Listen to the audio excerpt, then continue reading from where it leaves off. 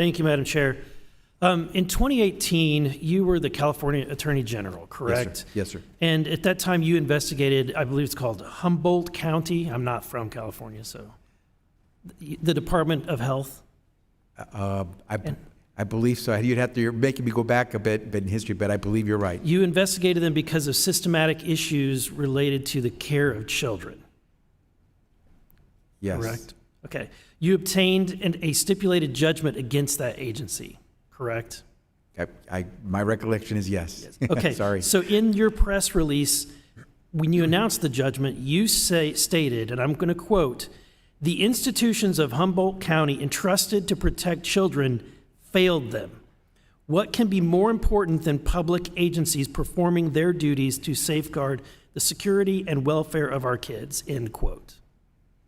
Do you still agree with that statement? It sounds like you were reading verbatim, so I would say yes if it's a quote from me. I think anybody should agree with this statement.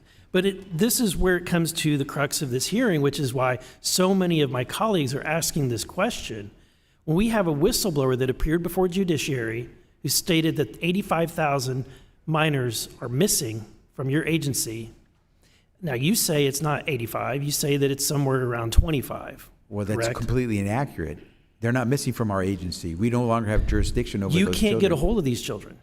We don't have jurisdiction to get a hold of the children. Okay, so let me ask you this question. You say you don't have jurisdiction, but yet you bent the law to get jurisdiction to call these families. You're willing to go beyond what your authority is in order to make phone calls. You just stated that in testimony. Yeah, we didn't bend the law. We went beyond the law to try to see if we could reach these So kids. what you're saying is that it's not important enough to go beyond the law to find out what happened to these children. No, because we do go beyond the law. Okay, so let me ask this. Within the law, what your authority is, what authority do you have to place the children with a sponsor? We do have authority So to you place the children with the sponsor. Correct. How do you decide who they can be placed with?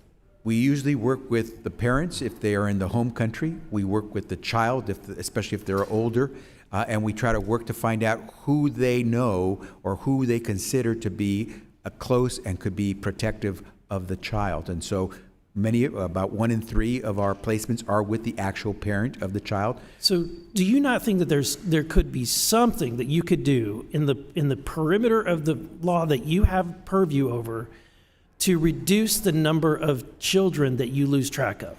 Okay, Congressman, we go beyond the law to try to reach out to them, but we don't lose any child because we no longer have jurisdiction. You don't know of where them. they are.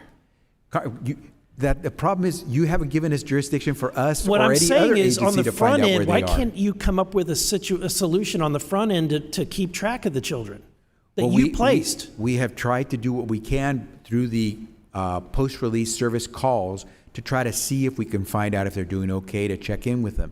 But as I said, they have no obligation to answer the phone or speak to us once they are placed with their sponsor.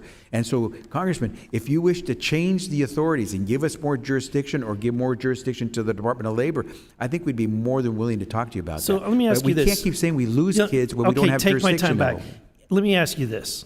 So I'm going to move on because this is disturbing to me. In 2022, last year, you issued new guidance direction to the Office of Refugee Settlement to make, quote, all reasonable efforts to facilitate access to abortion services if requested by the unaccompanied child, correct?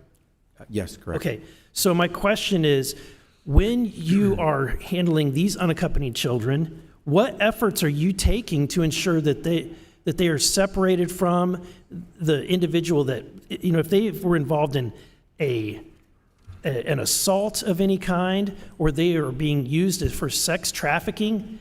Do you not see that the impact that you're having, that you could have to a child who is basically captive in sex trafficking, and you're enabling their captors to be able to help them get an abortion so they can get back to work? So again, Congressman, you're conflating two different things and coming up with a question that So my question is, if you're keeping track of these children, we aren't. You would know. If they are in our care, we do keep track of them because they are in our custody. But once they are placed with a vetted sponsor, we no longer have custody. We can't keep track of them because they have no obligation to stay in touch with us. So turn a blind eye. No. You don't know. You don't. No. You don't have the authority. You don't. We don't have the authority. You're going to make sure that they We have don't turn a access to blind eye, abortion but we don't have the services. authority. Okay. Thank you. I yield back. I appreciate that. Thank you. Ms. Leisure-Ferdinand, as you